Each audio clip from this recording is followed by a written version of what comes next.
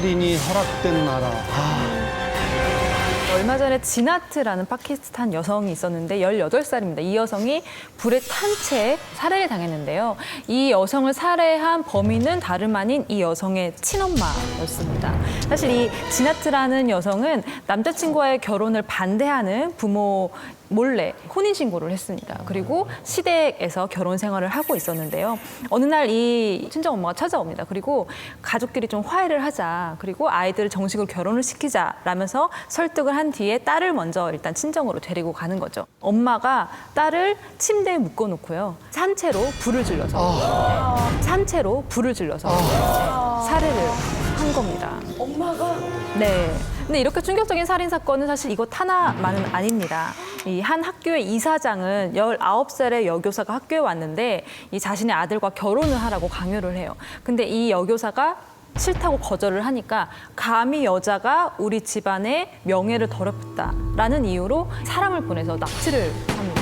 그리고 납치한 여성을 굉장히 심하게 구태를 한 뒤에 불을 태워서 살인을 하게 되거든요. 근데 여기서 더 충격적인 거는 이 사장의 아들, 그러니까 그 결혼을 강요한 이 아들이 사실은 딸이 있는 유부남이에요. 그리고 나이 역시 이 19살의 여교사보다 2배 이상 많은 남자였거든요. 그런 남자가 결혼을 강요를 했던 거죠.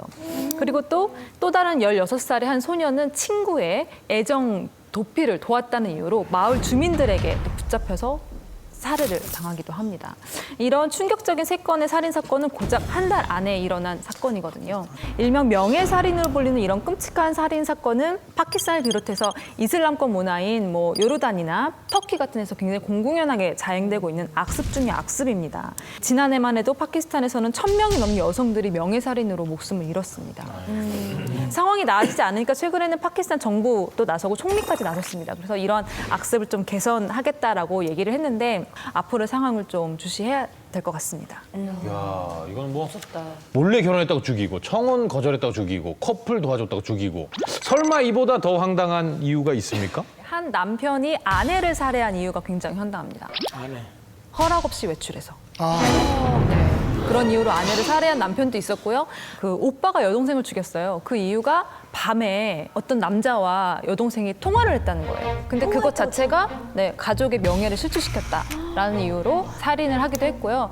또 어떤 오빠는 여동생이 SNS에 약간 노출이 있는 사진을 올렸는데 그거에 또 분노해서 잠자고 있는 여동생의 목을 둘러 살해한 사건도 있었어요. 이 명예살인에 대한 처벌, 나라 자체에서 규정한 건 없는 건가요? 그러니까 불법이라는 규정은 있어요. 근데 처벌에 대한 규정이 없는 게 지금 문제인 겁니다. 그러니까 대부분의 수사기관들은 이러한 일들이 가족의 일이라고 생각하는 거예요. 그래서 터치하려고 하지 않는 이제 풍습이 있는 거고 그런 의식이 좀 있는 거죠. 그래서 수사에 대한 의지 자체가 굉장히 약한 편이고 심지어 가해자는 피해자 가족에게 피 묻은 돈이라고 불리는 일종의 이런 보상금 같은 거를 지급을 하거나 혹은 피해자 가족에게 용서를 구하면 그냥 면제받을 수 있다고 생각하는 그런 의식도 강하다고 합니다. 우리나라였으면 이건 무기징역이죠. 그 이상도 될 수 있고 그렇지 않습니까? 우리나라 같은 경우에는 살인죄 규정이 일반적인 살인의 경우가 징역 10년에서 15년이고요. 비난을 할 만한 사유가 중첩되어 있는 경우에는 20년 이상 무기징역, 사형까지 이렇게 처할 수 있게 돼 있는데요.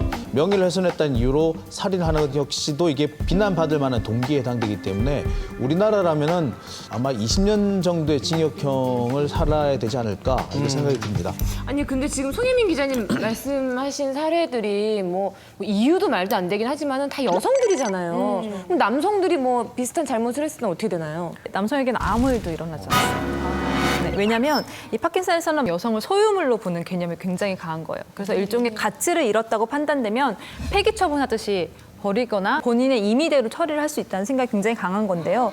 더 안타까운 건 사회 전반적으로 여성들이 내가 죽음을 통해서 우리 가족, 우리 마을의 명예를 지킬 수 있다면 얼마든지 가능하다, 내가 죽을 수 있다라고 생각하는, 동조하는 여성들이 많다는 게 사실 가장 큰 문제입니다. 사실 그 남성도 명예살인 당하는 경우가 있는데 사례가 좀 달라요. 전쟁에서 도망친 경우에요. 그 명예라는 개념 자체가 틀린 거죠. 그러네요.